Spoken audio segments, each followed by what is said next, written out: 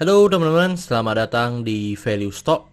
Hari ini saya akan membahas analisa fundamental saham PTRO kuartal keempat tahun 2020. Oke, ini disclaimer-nya, yang pertama ini merupakan sharing analisa fundamental, bukan ajakan beli jual ataupun hot suatu saham, dan keputusan investasi ada di tangan teman-teman selaku investor. Yang ketiga, dari analisa fundamental ini bisa dijadikan referensi untuk analisa saham-saham yang teman-teman miliki. Oke, pertama-tama kita masuk ke bisnis model dari saham PTRO ini. Untuk kegiatan usahanya bergerak di bidang usaha jasa tambang, jasa konstruksi, sama jasa logistik oil and gas. Jadi untuk sumber income-nya berasal dari jasa tambangnya, dari konstruksi, dan jasa logistik oil dan gasnya.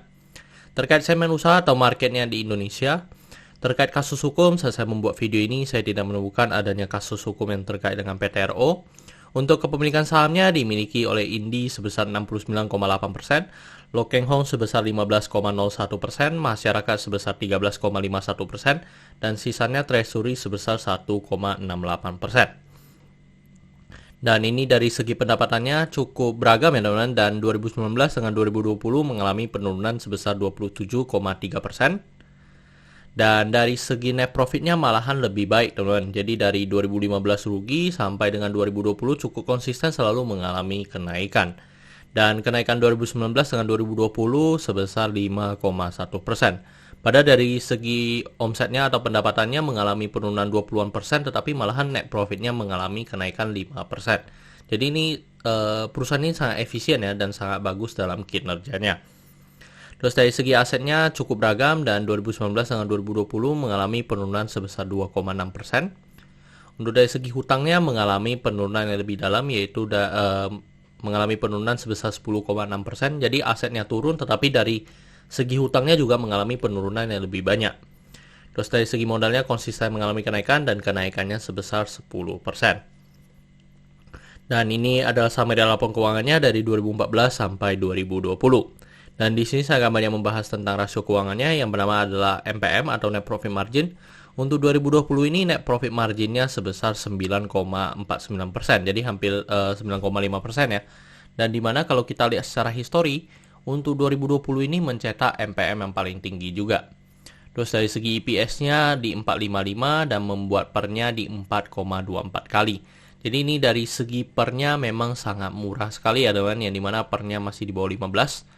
Terus untuk dari segi book value-nya di 3.300 dan membuat PBV-nya menjadi 0,58 kali.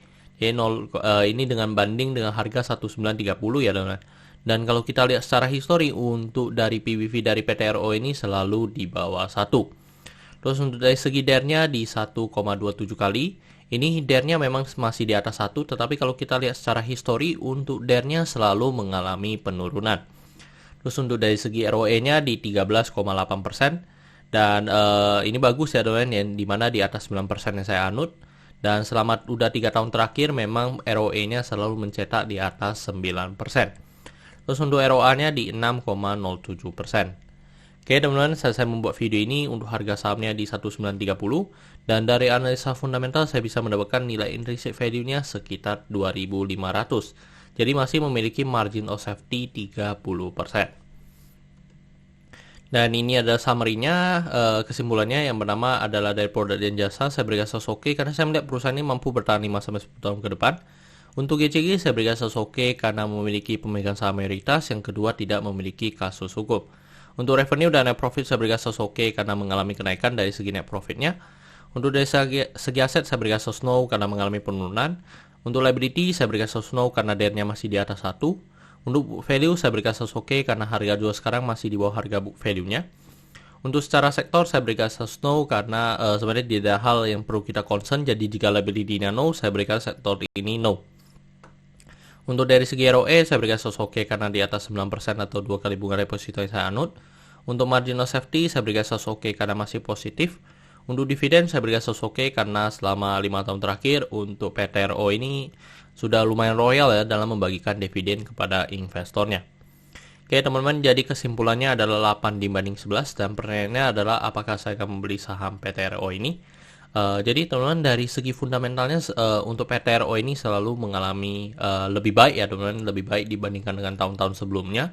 Dan terlihat dari segi NPM-nya yang net profit margin-nya yang selalu mengalami kenaikan yang cukup signifikan, dan dari segi hutang yang selalu mengalami penurunan, itu menurut saya dari segi fundamentalnya memang sangat bagus, dan dari segi valuasinya memang masih cukup murah.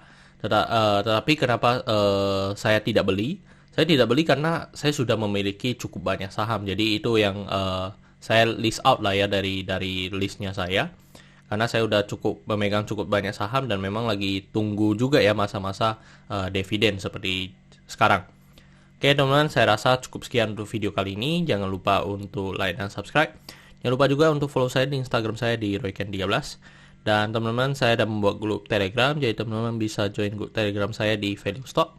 Untuk linknya teman-teman bisa dapatkan di deskripsi di bawah. Dan jika teman-teman ada kode saham yang ingin saya buatkan analisa seperti ini, silahkan tinggalkan di kolom komentar untuk kode sahamnya. Oke teman-teman, see you in the next video. Bye-bye.